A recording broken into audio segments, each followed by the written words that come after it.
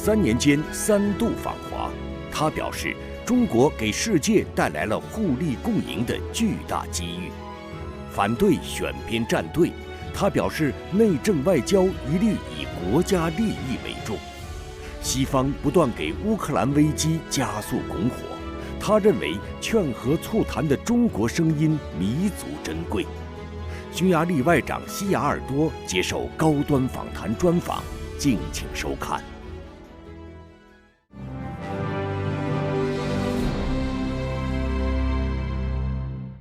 关注国际焦点，洞察世界风云。大家好，欢迎来到本期的高端访谈，我是邹韵。今天我们要对话的嘉宾是匈牙利外长彼得·西雅尔多。8年前，他成为第一位与中国签署“一带一路”合作协议的欧洲国家外长。在新冠疫情期间，他2次访华，感谢中国为匈牙利提供疫苗。乌克兰危机全面升级1年有余，他赞赏劝和促谈的中国方案。此次访华，西雅尔多外长对于2国合作有哪些新的期待？面对深度变革的国际局势，匈牙利如何走出本国的发展之路呢？今天我们一起在对话中寻找答案。Mr. Foreign Minister, thank you so much for joining us here on Leaders Talk. Well, you have visited China twice in the past few years, but both times were during the COVID-19 pandemic. So it must feel very different this time, given that many things are now back on track. So how does it feel?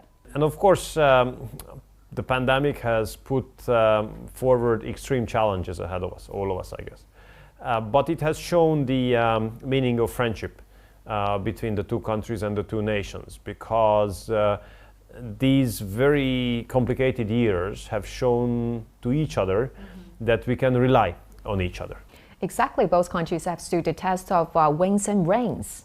Sure, and you know the fact that that Hungary was able to buy vaccines from China during the most challenging period of time, that was extremely helpful, because at that time the European Commission was not able to ensure the necessary supply of vaccines to the European countries.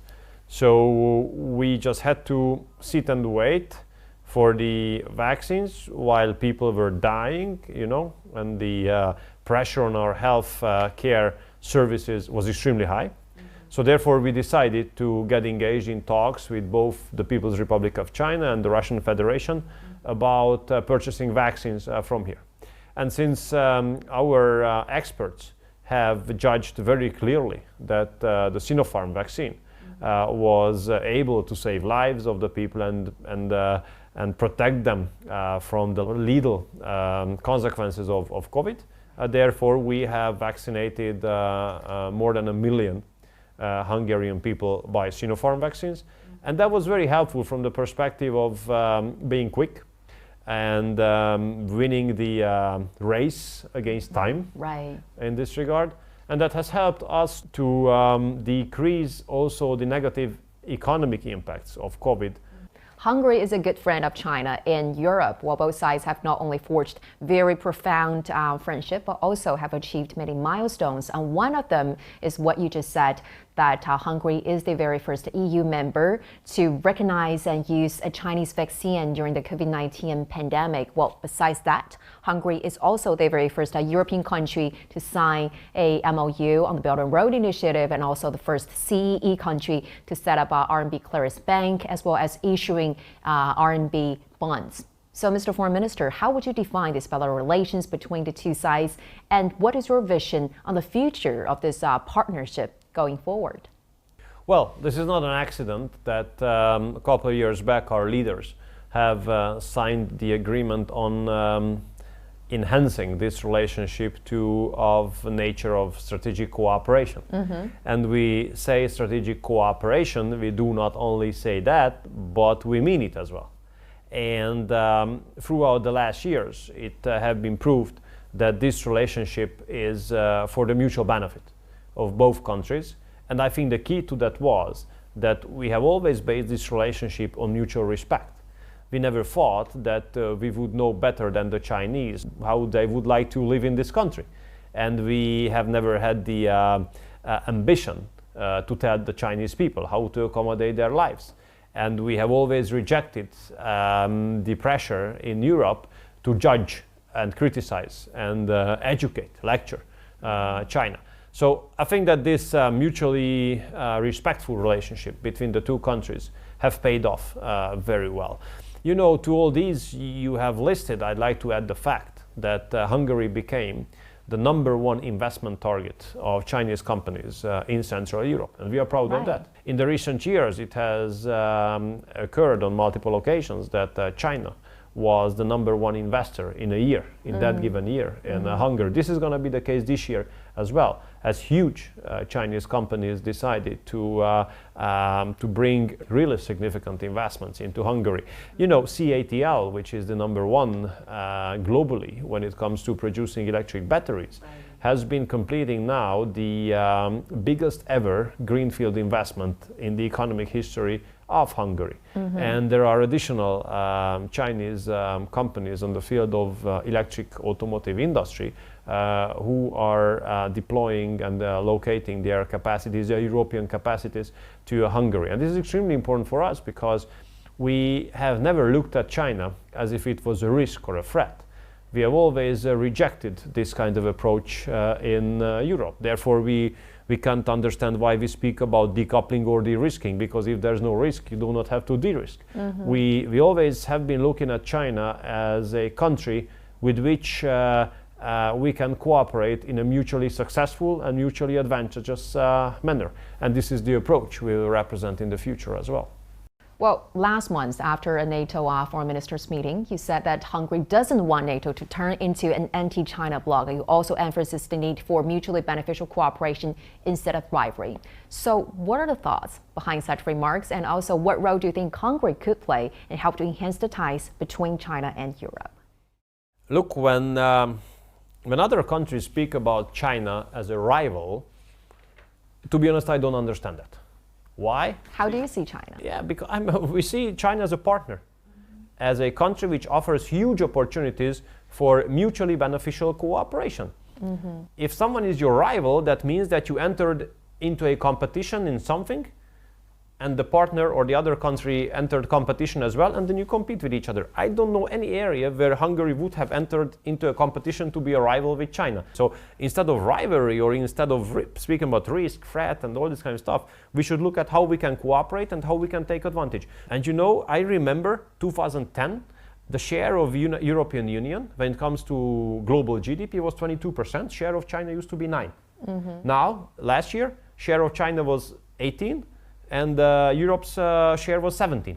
So this means that it has turned around within 13, 14 years, you know, it has turned around. So China has a bigger share of GDP than we Europeans. So I don't think that the right answer would be to consider China as a threat or a risk. We should consider China as an entity with which we should cooperate in order to grow together. And how we can prove that is that we show that with a fair approach towards China, we were able to attract so much investments into Hungary, which have helped the Hungarian economy to stay on a growth path, to create new jobs, to ensure living standards for the people, to bring modern state-of-the-art technology in the country and keep up the progress.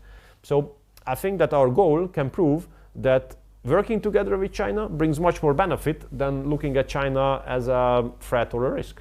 And that is why that you once said that Hungary has now becoming a meeting point of investment from East and West, right? Yeah, absolutely. You know, we always believed in connectivity.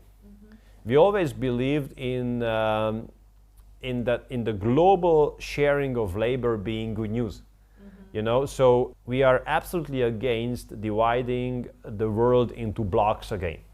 Unfortunately, there are many aspects which target towards that, unfortunately, you know? That's exactly something that I want to ask, because you have just now emphasis, and also many times in different occasions you said we believe in connectivity, we believe in creating and maintaining links rather than block building. Well, given now the world is clouded with anti-globalization, with all those unilateral sentiment, so how do you see the significance of the Global Development Initiative, the Global Security Initiative, as well as the Global Civilization Initiative proposed by Chinese President Xi Jinping? Well, we respect these global initiatives a lot, because they absolutely fall in line with our strategy, and they fall in line with our historic experience. You know, we are coming from Central Europe. we are located in Central Europe. And you know, Central Europe has been a loser of all East to West conflicts recently. Because if you are in between, you cannot be a winner. And if you look throughout our history in the recent decades, whenever there were clashes between East and West, regardless of the reason, timing, stakeholders, we were always on the losing side. And we don't want to be on the losing side anymore. We want to be on the winning side. So therefore, we urge for connectivity. Therefore, we urge for East to West cooperation. Therefore, we have been a big fan of Eurasian cooperation. You know, unfortunately, now with the war in Ukraine, this is becoming more and more complicated, and we regret to see the East to West links being cut, you know, day by day. And we don't know whether these links which have been cut, whether they can be rehabilitated in the future at all, and if yes, then on how long this will take, you know. So therefore, we are in favor of connectivity, we are in favor of global sharing of labor, and therefore we are in favor of those global initiatives which have been put on the table by your president, because those global initiatives help multilateralism, and the more you put efforts into strengthening multilateralism, the more chance you do have that such kind of sad developments and consequences we can see will be diminished a bit. You said that you were personally very proud that you were the first European foreign minister to sign a MOU on the Belt and Road Initiative with China in the summer of 2015. So, Mr. Foreign Minister, what made you so proud, and what kind of new developments do you foresee in taking shape in the near future? Look, when we have entered office back in 2010, we have understood that the stable way to stay on the ground is having both feet on the ground. So therefore, although we are members of Western-oriented integrations and alliances like NATO and European Union, we have to reach out to the East as well, because we understood already at that time that the eastern part of the world was developing so quickly, and for us it was obvious that once upon a time, which came last year basically, the East and West will be somewhere in an equilibrium. And therefore we have put a lot of emphasis on building relationships with China, with Japan, with Korea, so the major contributors to global GDP from the East. And Belt and Road Initiative was something which has helped this connectivity between geographically faraway areas, right? So therefore I was really honored to sign the agreement as a first European foreign minister. We'll continue to add additional projects to One Belt, One Road. You know that in this framework we have been reconstructing the railway line between Budapest, connecting us to our southern neighbor Serbia with its capital Belgrade. It would not have been possible, at least not in this form, if we had not been part of this Belt and Road cooperation from the very beginning.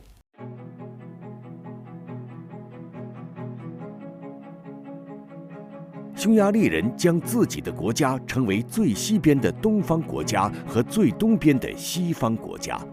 在当今世界经济重心向东转移的趋势下，匈牙利坚持向东开放政策，加强与东方国家的经贸合作。乌克兰危机爆发以来，匈牙利一直呼吁停火，拒绝紧随美国，也不愿意被当成欧洲棋盘上的棋子。匈牙利总理欧尔班曾多次表示，欧洲需要战略主权，应该在国际事务中保持独立自主的政策。在欧盟委员会提交针对俄罗斯的多轮制裁方案时，匈牙利屡次投下反对票，认为制裁会危及匈牙利的能源安全，危及欧洲的发展。欧尔班曾比喻，起初我以为我们只是朝自己的脚开枪，但结果表明是在向自己的肺开枪，导致欧洲经济喘不过气来。Nyugati világ vezetői háborús lázban égnek. Amikor hallgatom őket, akkor azok a háború megnyerésére buzdító, még több áldozathozatalra fölhívó motivációs beszédek. És ennek az a következménye, hogy egyre veszélyesebb fegyvereket szállítanak Ukrajnába. Well, speaking of the ongoing crisis in Ukraine, you have repeatedly emphasized that the solutions that now Europe are trying to find to resolve this issue is not working. And the only way to resolve this issue is through a ceasefire and peace talks. And I assume, Mr. Foreign Minister, this is part of the reason that why Hungary didn't join some NATO member to supply arms or military equipment to Kyiv, but instead have provide humanitarian assistance to the country. So what do you think is the biggest challenge in achieving a ceasefire? The biggest problem there, I think, is that the transatlantic world and the global liberal mainstream speaks about war. Mm-hmm. So the war rhetoric is extremely loud. That is not helpful, right? It's absolutely not helpful. This is a tragedy. And I tell you why. We are living in a neighborhood of Ukraine. So we have been confronted by the enormous humanitarian impacts of the war. Mm-hmm. We have received more than 1 million refugees coming from Ukraine, although we have a very short border with Ukraine. So then imagine the number of Romania or Poland has got. In order to avoid further casualties, in order to prevent other people from dying, basically, we need to stop this war. How to stop this crisis? Immediate ceasefire. Mm-hmm. And ceasefire gives the chance for peace talks to be started.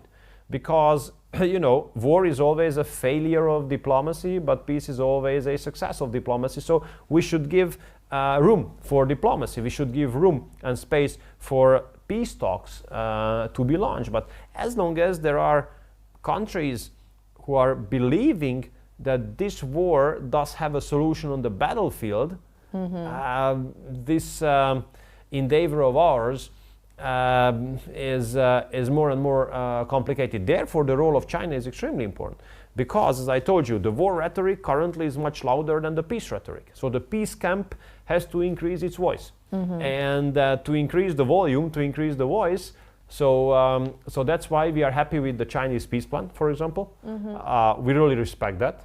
Right. We support that, mm-hmm. and we hope that it's going to be a basis for efforts to become successful to create peace in Ukraine. Hungary has expressed its appreciation and support for China's impartial and objective stance on Ukraine issues, and also have spoken highly of its active efforts in promoting peace talks. So, Mr. Foreign Minister, can you further elaborate on the position paper that China recently released, in which it talks about the solution of the Ukraine crisis? Well, we have two good reasons to support mm-hmm. This plan. First, that it does exist. That's very important. It does exist. There's a plan. Mm-hmm. And second, that it is about peace. Mm-hmm. Because currently plans how to make peace are very rare. But statements how to go forward with the war, unfortunately, happen more often. So therefore, what has been put forward by the Chinese government is something to be supported, because that would help to create a space for peace talks, because peace talks should end up in a sustainable peace agreement, mm-hmm. which could be a basis for the future security architecture in Europe. So we have to include Russia somehow into the future plans of Europe, otherwise we will go nowhere. And therefore, comprehensive talks about how to make peace here and how to maintain peace in the future in Europe, and what kind of role Russia would have in that, effort, is extremely important. I mean, we can speak about excluding Russia from the future of Europe, but that's an illusion that will never happen. The Secretary General of NATO has recently said that all member states have agreed that Ukraine will eventually join the alliance. But at the same time, EU top diplomat Josep Borrell has pointed out that this is not a decision of the Secretary General himself, but rather, he said, quote unquote here, the issue is not under consideration at the moment. So, Mr. Foreign Minister, what is really going on here, and what is the stance of Hungary in the further expansion of NATO? Hungary is a pro-enlargement country, both when it comes to NATO and the European Union. But enlargement has its own rules and regulations. And NATO must not become a party to the conflict in Ukraine. We have to do our best in order to avoid any kind of direct confrontation between the Russian Federation and NATO itself. Therefore, obviously, speaking about the accession of any country at war to NATO is a no-go, is impossible, because all new members must add to the security of NATO and not reduce the security of NATO. So therefore, Ukraine joining the NATO is absolutely not realistic, currently for sure. Right. When it comes to the European Union, you know, there Ukraine became a candidate country.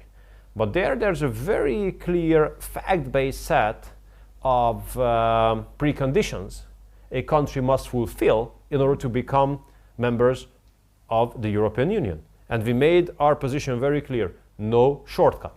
Well, energy is one of the major concerns faced by Europe now since the escalation of the Ukraine crisis. And the sabotage of the Nord Stream pipelines last year has dealt another heavy blow to this issue. And Hungary has expressed its support to conduct a comprehensive, in-depth, structured and detailed investigation into what happened. So, Mr. Foreign Minister, why do you think it is important to conduct such an investigation? And also, what impact do you think the explosions of the Nord Stream pipelines has made on Hungary's energy security? Look, the safe supply of the energy to a country is a matter of sovereignty. Because if there's no safe supply, then the given country is not free to make decisions on its own, because then it is being dependent on external factors. So therefore, safe supply of energy is a security issue and a sovereignty issue. So in case there's an attack on a critical infrastructure which ensures the safe supply of any country, must be considered as an attack on the sovereignty of that given country or of those given countries. Now, Nord Stream is critical infrastructure for Europe.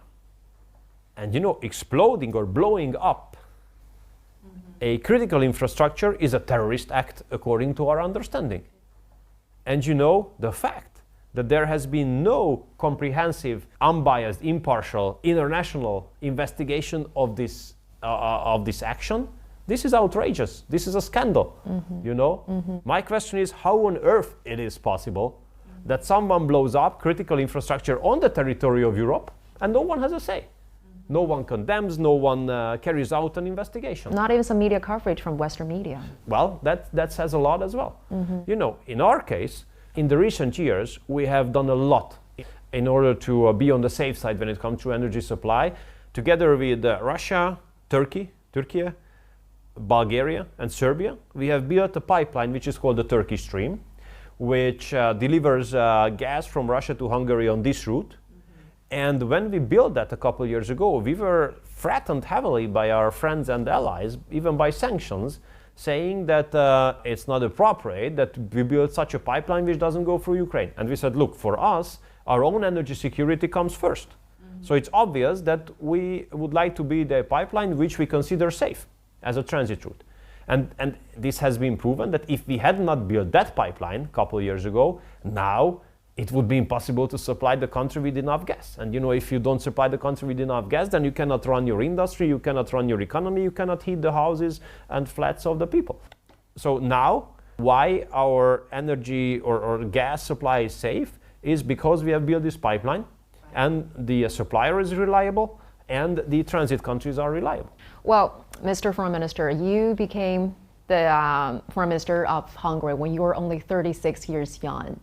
So, over the past 10 years, the world has undertaken unprecedented challenges and changes in terms of global landscape, right? So, what are some of the major takeaways for you to serve as this role? I think it has been proved in the recent years that only those countries can be strong who are not ready to give up their national interest against any kind of pressure. If you give up your national interest, if you give up your strategic assets, if you are not ready to withstand the pressure, if you do not stick to your heritage, culture, religion, national specificities, then you're going to be lost. I think the challenges of recent years have shown that we Hungarians could remain successful because we have addressed all those crises which came towards us on a Hungarian way, and we have not been leaning into, international mainstreams. When what is so special about the Hungarian way? Stick to what you believe in? Yeah. It's about the compass. Where the compass is showing. And our compass is always showing towards national interest. So we always put national interest first and act accordingly. When it was about the migration crisis, we have not allowed people limitless, coming to Hungary. We have maintained our right to make our own decision, whom we allow to come in and whom we do not allow to come in, and we have built a fence on our border. When it was about the COVID, we had not been waiting for the European Commission to finally sort out agreements with vaccine producers, but we have bought vaccines from the East. And when it comes to the war, we made it very clear that our number one job is to stay out, is to protect the Hungarian people from the war and from its consequences. That's why we are not delivering weapons, and that's why we are doing our best in order to stay safe. You used to be a professional futsal player, but in those games, right, utility... Far away from professional, let's say. But in those games, teamwork and unity are crucial. And we're really curious to know that are there any parallels between diplomacy and playing futsal games? Of course, there are a lot of similarities between sports and politics, because both of them are team sports, are team activities. At the end of the day, we are dependent on our colleagues a lot. We are dependent on the team a lot, regardless of individual, let's say, abilities. At the end of the day, the added ability of the team, what counts. Mm-hmm. So, and you need characters, absolutely. So you have to be brave enough to stand up for yourself. Even if there's a bigger power coming towards you, you have to do your best in order to withstand. You must never give up. Mm-hmm. So I think what you can learn on the football field can be utilized very well in politics as well. Let's talk a little bit about Taiwan question. Well, during his recent visit to Europe, China's State Councilor and Foreign Minister Qin Gang has reminded the world again that Taiwan's return to China is an inherent component of the post-World War II world order. But now it seems that some countries are trying to distort this China's domestic issue into an international issue. So what is your take on China's Taiwan question, as well as the country's pursuit in peaceful reunification? We stick to the one China principle. That's not a question. Mm-hmm. And that says everything about that. We'll always support the territorial integrity and sovereignty of all countries in the world, including China. And we are concerned about those statements and actions which might provocate, let's say, serious impacts or serious actions here in and around China and this region. So therefore we urge everyone to respect the one China principle, which we do. Well, Mr. Foreign Minister, it was a great pleasure talking to you, and thank you so much for sharing with us all those experiences and your very valuable insights. Thank you so much. I appreciate this opportunity. Thank you very much.